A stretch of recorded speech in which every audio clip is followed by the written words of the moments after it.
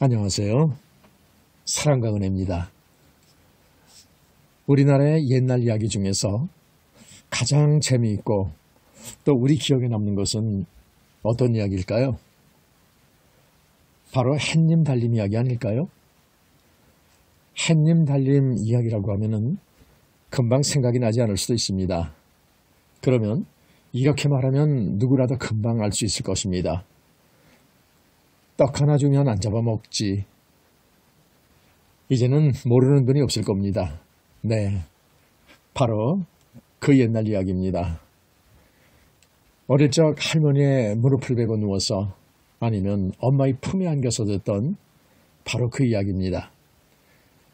이 이야기를 소재로 해서 김지원 작가가 인용을 해서 낙원 같은 집이라는 제목으로 재구성하여 새로운 모습으로 만들어낸 이야기는 독특한 감흥을 우리에게 전해주고 있습니다.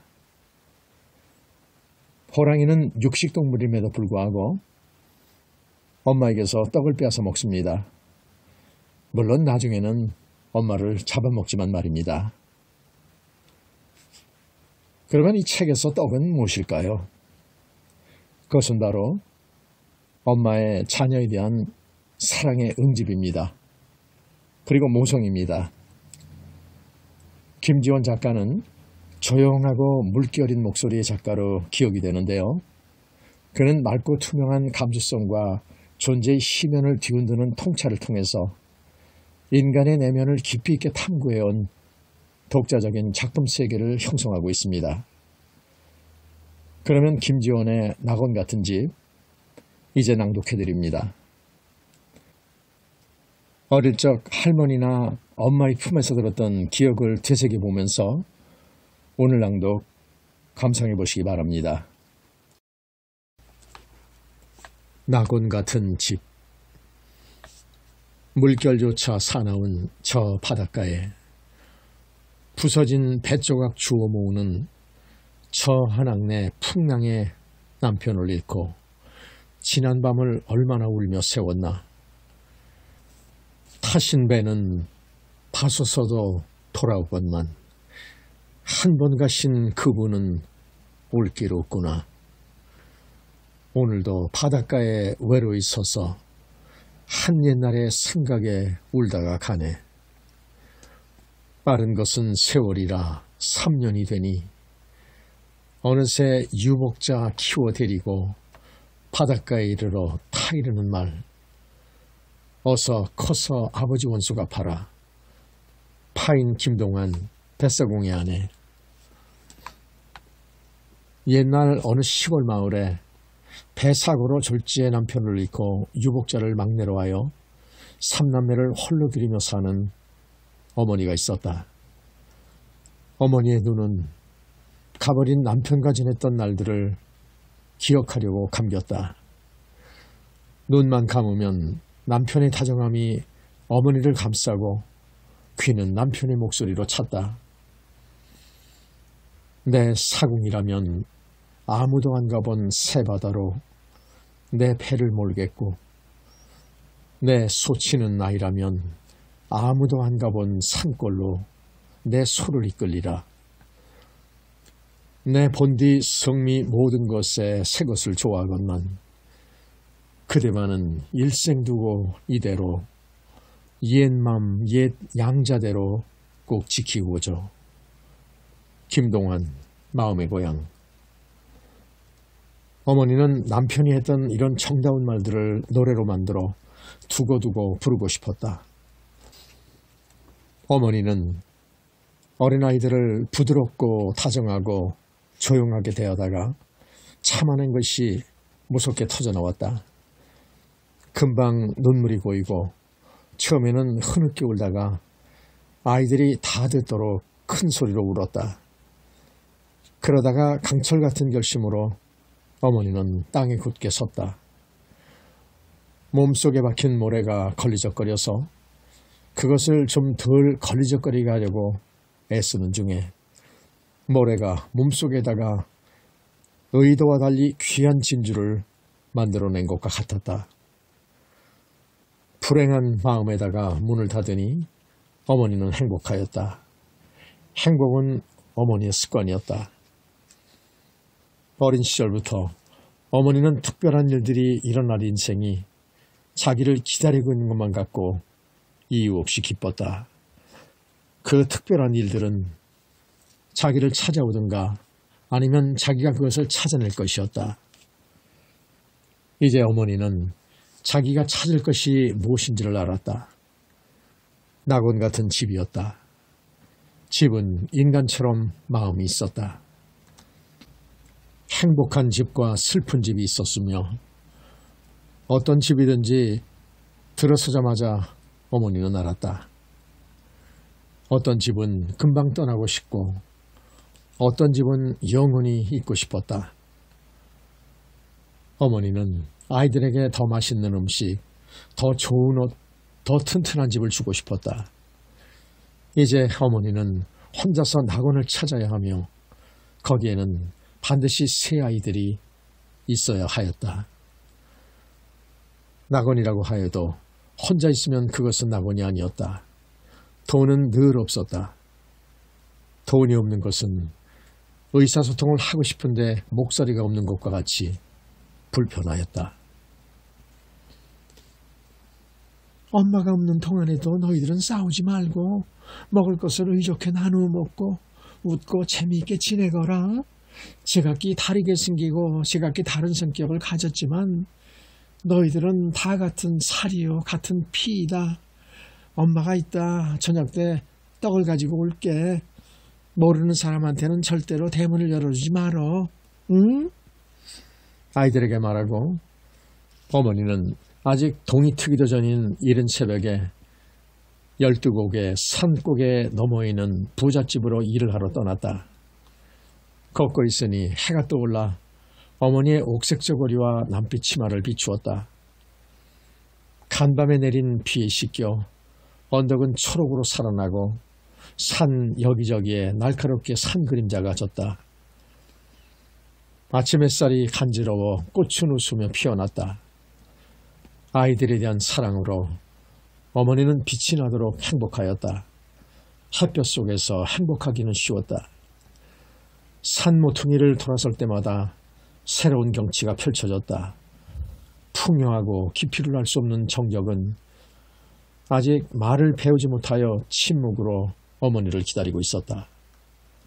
어머니는 저 세상으로 먼저 간 남편과 선조들이 영원한 마음과 영원한 시간으로 자기를 지켜보고 있는 것만 같았다. 가끔씩 사람들이 지나갔다.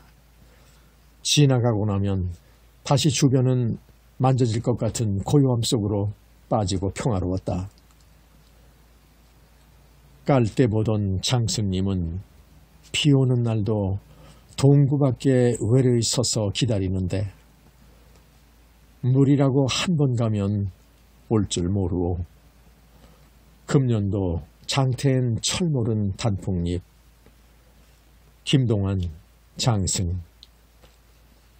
아침 일찍 집을 나선 어머니는 부잣집에 가서 하루 종일 그 집 손주의 돌떡을 만들었다. 일하는 동안에 어느덧 해는 뉘엿뉘엿 져가는데 부잣집 마나님은 도리어멈 요것 하나만 더, 도리어멈 저것 하나만 더 하고 일을 부탁하여 그것을 하는 동안에 꼴깍 해가지고 말았다. 어머니가 부잣집에서 준 떡 12덩이를 이고 산고개를 넘을 때는 이미 밤이 이슥하였다.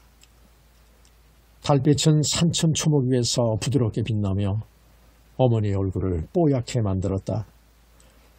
모든 생명을 잉태해내는 자궁석같이 눈에 보이는 것은 모서리가 없고 뚫고 들어가 볼 구멍도 없는 둥그런 세상이었다. 달은 은어같이 고운 손길을 내밀어 어머니의 어깨를 잡아서는 뒤로 끌어당겼다. 어머니는 맑고 깨끗하고 빛처럼 가벼웠다. 달빛에 이끌려 과거로 가서 어머니는 지금도 이 세상에 없는 자신의 어머니를 만났다. 그녀의 어머니는 툇마루에 앉아 콩깍지를 까다 말고 어떤 총각이 보낸 편지를 웃으며 읽고 있었다. 꿈을 따라갔더니 옛날의 터전이 보이고요. 호박넝쿨 거두던 따님도 보입디다. 꿈을 따라갔더니 어릴 때 놀던 금잔디벌이 놓이었고요. 도라지 캐러 다니던 마을 색시도요. 나는 어찌도 반가운지 꿈 같았어. 휘파람으로 고요히 따님을 부르니 그는 호박넝쿨을 안고 달아나고요. 색시를 따르니 도라지 괭이를 던지고 돌아섭디다. 아하, 옛날은 가고요. 꿈만 깊고요. 이 꿈조차 마저 간다면 나는 어쩌리. 김동완, 꿈을 따라갔더니 호박넝쿨을 안고 달아났던 따님은 이제 그 총각의 새 아이를 낳아 기르며 이와 같이 혼자 살고 있는 중이었다. 어머니는 그녀의 어머니를 그리워하며 여자에서 여자로 이어지는 흐름을 보았다. 그것은 반드시 용서와 이해와 화평으로 얼고지고야만은 사랑의 고리였다.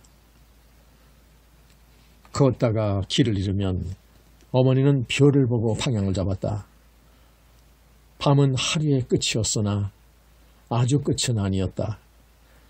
아침에 품었던 희망과 기대를 다 이루지 못한 채 밤이 되었으나 내일이 이어 따라옴을 어머니는 알고 있었다.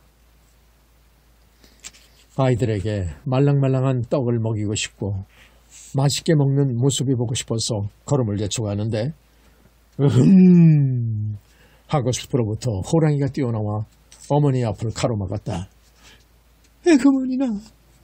어머니는 머리에 이고 있던 떡 한 줄을 떨어뜨렸다. 호랑이가 달려들어 그 떡을 먹는 동안에 어머니는 걸음아 날 살려라 하고 도망을 갔다. 다음 곡에 이르니 호랑이가 떡을 다 먹고 지름길로 앞질러 가서 입을 벌리고 앉아 있었다.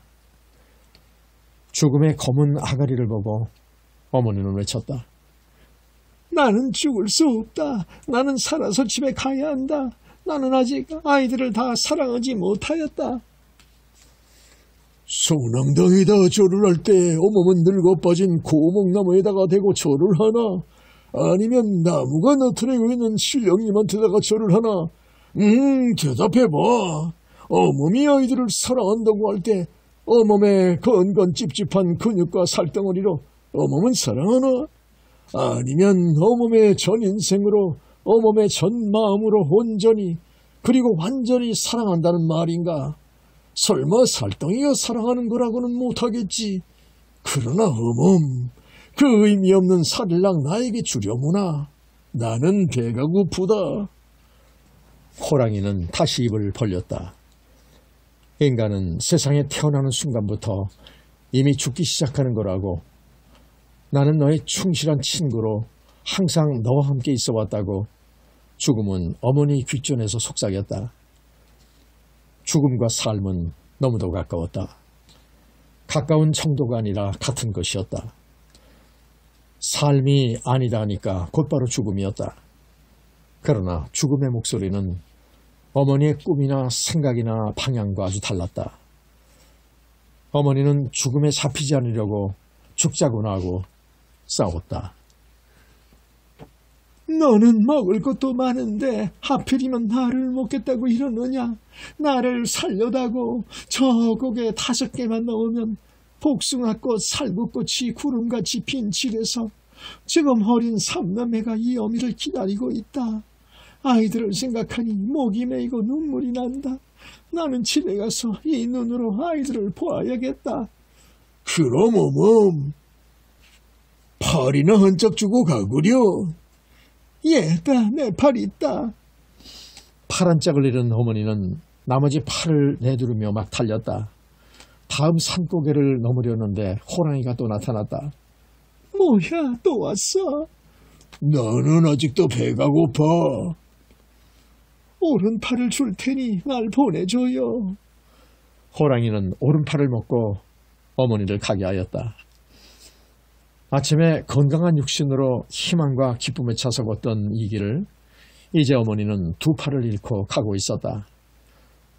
아침에 생각했던 대로 오후를 살 수는 없었다. 아침에 괜찮은 것으로 생각되던 것들이 밤이 되니 의미가 없었다. 그래도 두 다리가 있어서 집으로 간다 하며 가고 있는데 다음 곡에 이르니 호랑이가 입맛을 다시며 기다리고 있었다. 어머마, 두 다리 중에서 한 짝은 어머니 같고 한 짝은 날 주려마. 호랑이는 어머니의 다리 한 짝을 잘라먹고 숲속으로 사라졌다. 어머니는 한 다리만으로 톡톡 튀며 집으로 갔다. 외롭고 무서웠다. 다음 곡에 이르니 또 호랑이가 있었다. 어머니는 눈으로 호랑이를 본 것이 아니었다. 호랑이의 실체를 보기 전에 호랑이의 소리와 빛깔과 기운을 멀리서부터 그냥 알아보았다. 너 또 거기 있느냐? 너는 하나만 하면서 나를 야금야금 먹어갔다. 이제 이 한 다리로 나는 힘들게 가고 있다. 나는 정말 가고 싶은 곳으로 가고 있는데 이렇게도 날 놓아주지 않느냐? 나는 노엽다. 이제 그 다리 하나 주면 다시 안 올게. 그래서 어머니는 호랑이에게 다리를 내주었다. 팔다리를 다 잃고 어머니는 집을 향하여 땡땡으로 굴렀다. 이 아름다운 산에 무서운 호랑이가 있다고 내 빨리 가서 아이들한테 말해야지 하면서 굴러가는 어머니 앞에 호랑이가 또 나타났다. 먹을수록 맛이 있어서 내가 너를 다 먹어야겠다. 진작에 다 먹어버릴 것이지 왜 여기까지 날 끌고 왔어. 삶에 대한 한 가닥의 희망을 붙들고 나는 이 순간까지 왔다. 나를 살려다고. 세월이 너의 눈에서 빛을 빼앗아가고 건장한 몸에서 기운을 빼앗아가고 이빨을 빼앗아가고 머리카락을 하얗게 만들고 귀에서 소리를 가져가는 동안에 몸은 쪼그라든다. 땅에 묻힐 자리를 되도록이면 작게 차지하겠다고 너는 겸손하게 몸을 쪼그라뜨려 가지고서 죽음을 맞이한다. 그렇게 세월에는 항복하면서 어머문 내게 왜 이리 잔말이 많아. 죽음은 원래 이렇게 야금야금 달려드는 것이다. 수시로 걸어다녔던 이 길이 사망의 음침한 골짜기일 줄을 나는 일찍이 알지 못하였다. 어머니의 목구멍에서 피가 토하는 듯한 부르짖음이 새어나왔다. 집에서 기다릴 새 아이들의 모습과 더불어 어머니의 모든 것들이 살아나서 급도로 선명해졌다. 어머니의 눈에는 공포가 어리고 이렇게 죽는구나 하는 한 점에 집중되면서 모든 것이 얼어붙었다. 달빛도 공기도 산천초목도 안으로 짙어지며 응고되어 마침내 고체가 되었다. 죽음 외에는 아무것도 없었다. 요지부동한 절대 시작이자 절대 끝이었다. 호랑이는 휙 몸을 날려 어머니를 단숨에 삼켰다. 호랑이는 너무나 자신이 있어서 어머니가 자기 입속으로 들어갔는지 입에 넣은 것이 혹시 다른 것이 아닌지 확인해 보지도 않았다. 그런 순간은 드물었으나 가끔씩 그렇게 모든 것이 정확하게 모여 성취되는 순간이 있었다. 호랑이의 목구멍 속에서 어머니가 한번 심하게 몸부림쳤으므로 호랑이는 간지러워서 웃었다. 어머니가 없는 한낮에 삼남매는 재미나게 놀았다. 바람은 남풍, 시절은 4월, 보리밭 역에 종달새 난다. 누구가 부르는 듯 앞내 강변에 내달아보니 하얀 버들꽃 웃으며 손질하며 잡힐 듯 날아가 버린다. 바람이야 남풍이지 시절이야 4월이지 온종일 강가서 버들꽃 잡으러 오르내린다. 김동란, 바람은 남풍. 어머니가 만들어 놓고 가는 음식으로 점심과 저녁을 먹고 깜깜해졌는데도 어머니는 돌아오지 않았다. 아이들은 마루에 앉아 어머니를 기다렸다. 이제부터 10사람만 지나가면 우리 엄마다. 아이들은 집 앞에 길을 지나가는 사람들의 수를 세었다. 1사람, 2사람, 3사람, 4사람, 5사람, 10사람, 11사람, 12사람, 36사람. 밤이 깊어지고 이제는 지나다니는 사람들도 없게 되었다. 이웃집 창호지 문을 비추던 불빛들도 꺼졌다. 아이들은 방 안으로 들어와 베개를 베고 나란히 누웠다. 마당에 나무 그림자가 춤을 추고 파달과 마른 꽃잎으로 만든 베개에서는 움직일 때마다 좋은 소리가 나고 좋은 냄새가 났다. 눈에 보이는 모든 것은 어머니였으며 어머니의 마음이었다. 방바닥에는 직사각형으로 푸른 달빛이 들어와 누웠다. 마당의 나무는 소리를 내어 바람이 있음을 알려주고 그 소리는 산 너머 먼 곳에 일하러 간 엄마가 고갯길을 홀로 걸어오는 모습을 생각나게 하였다. 오빠야, 언니야, 엄마는 왜 안 오나? 훌쩍훌쩍. 울지마, 참는 것은 기다리는 것이라고 엄마가 그랬었지. 그때 대문을 흔드는 소리가 나고 얘들아, 문 열어라, 엄마가 왔다. 엄마다 하고 누웠던 아이들은 다투어가며 대문으로 달려나갔다. 어머니를 먹은 호랑이는 어머니의 옷을 입고는 아이들마저 먹고 싶어서 왼쪽도 보지 않고 오른쪽도 보지 않고 곧바로 이 집으로 왔다. 얘들아, 뭐해? 빨리 문 열어다오. 가만히 있어봐. 엄마 목소리가 아니야.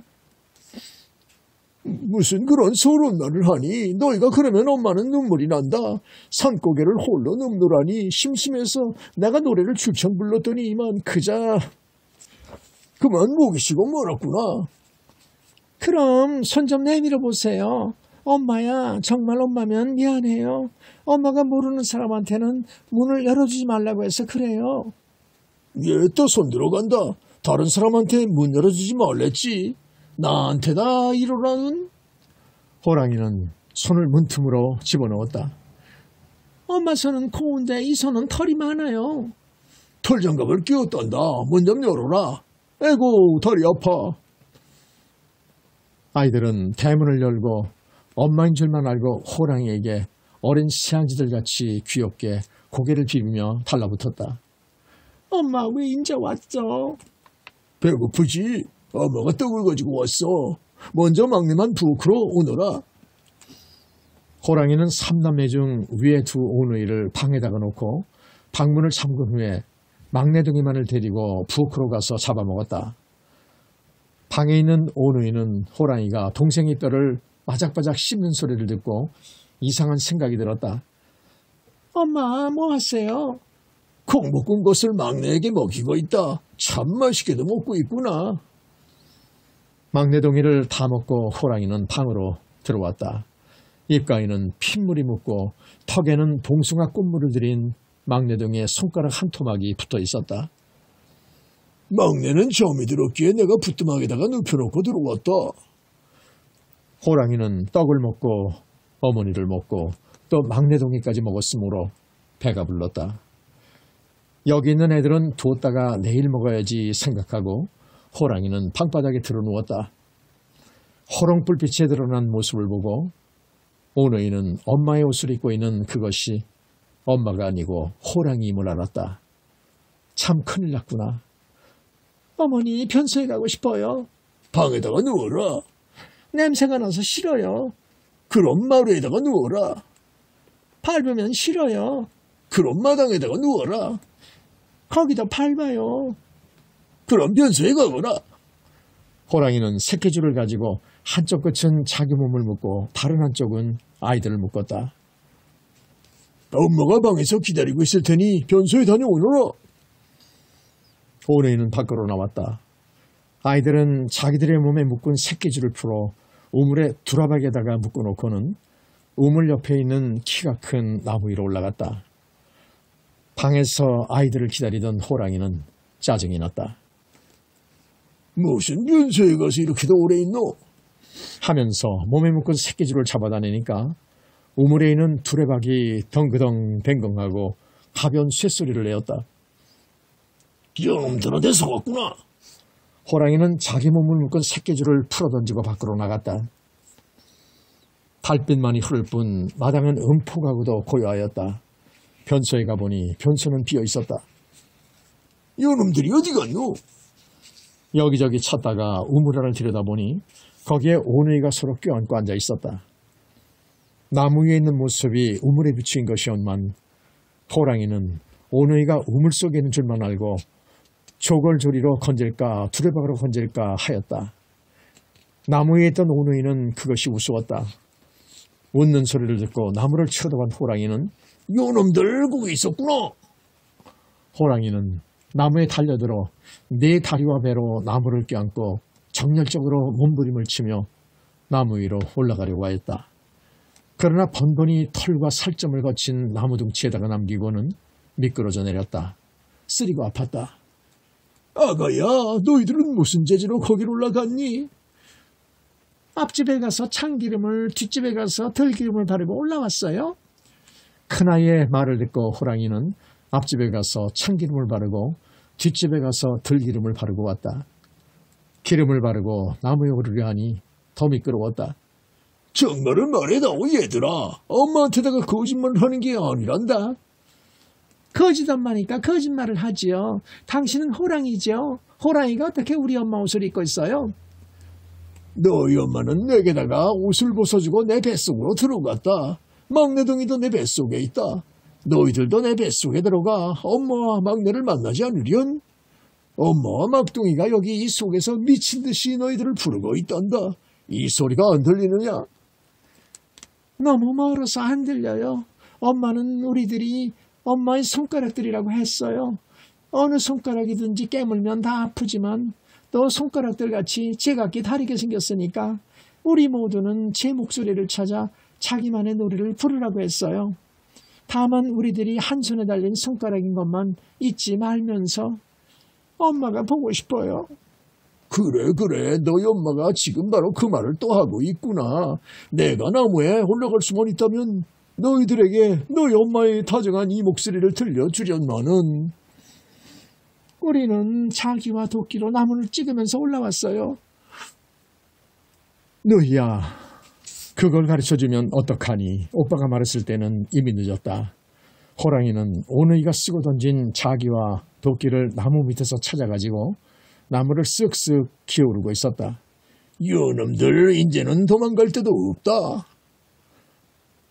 어떤 애가 혈병에 걸려서 몸에서 고름이 나고 죽게 되었는데 동네 아이들이 몰려와서 못살게 굴었다.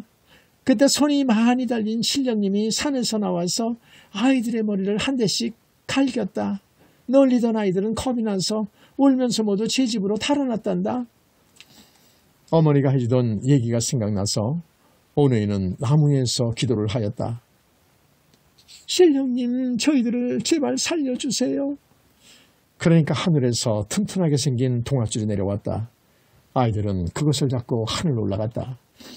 이것을 보고 호랑이도 나무 꼭대기에 앉아 기도를 하였다. 신령님, 저에게도 동아줄을 내려주십시오. 저는 저놈들을 꼭 잡아먹어야 합니다. 배가 고파서가 아니고 괘씸스러워서 꼭 먹어야겠습니다. 과연 동아줄이 이번에도 내려왔다.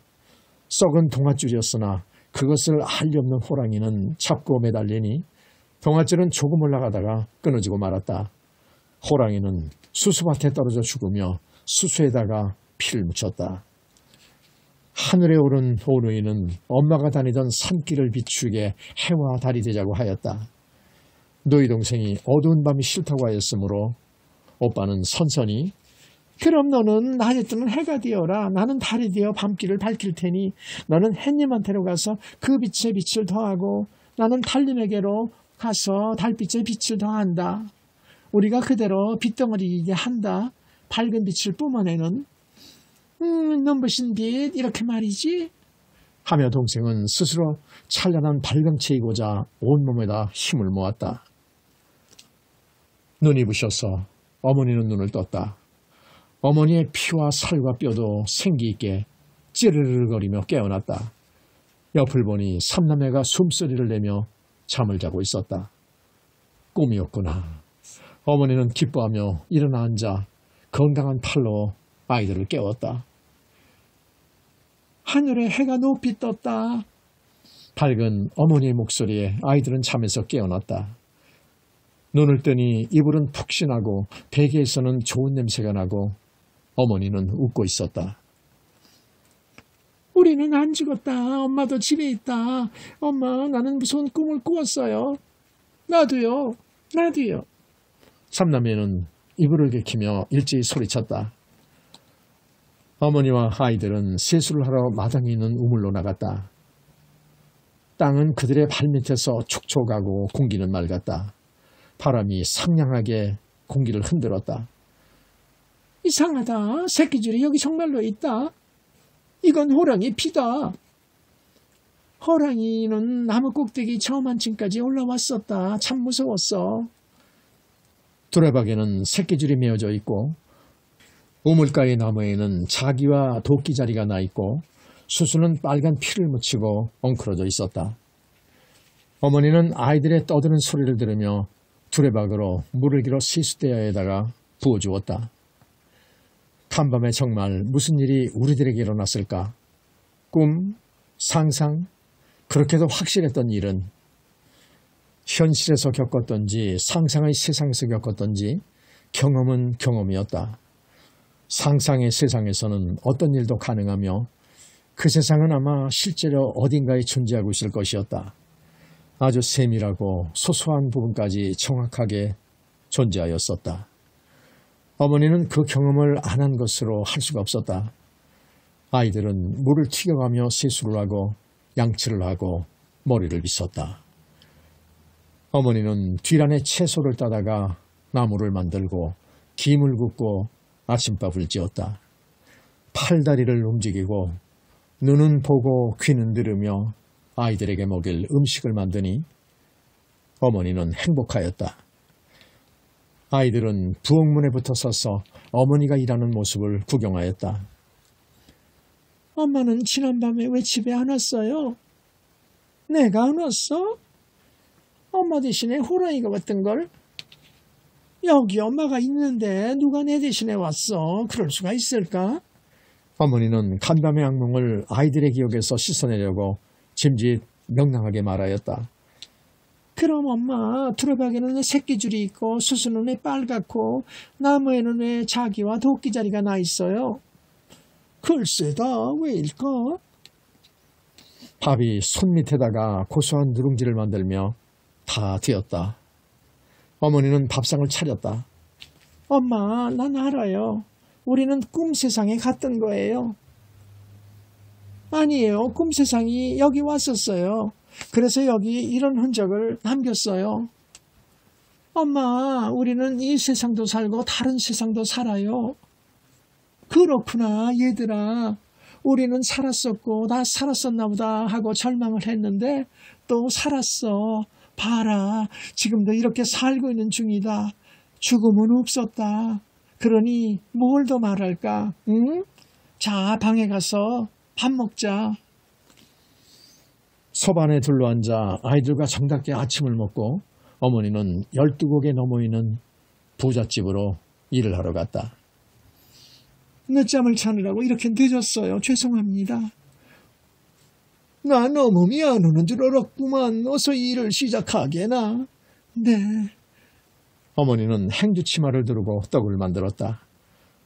떡을 만들고 있으려니 지나간 시간은 현재로 흐르고 현재는 미래로 흐르고 미래는 여기 있는 과거 속으로 흘러들었다. 이제 어머니는 낙원 같은 우리 집을 찾아야겠다고 생각하지 않았다. 그들은 이미 낙원에 살고 있었으며 낙원을 떠난 일도 일찍이 없었다. 낙원을 찾는 데 필요한 것은 옷도 아니고 집도 아니고 시간도 아니었으며 그냥 감았던 눈을 뜨는 것뿐이었다.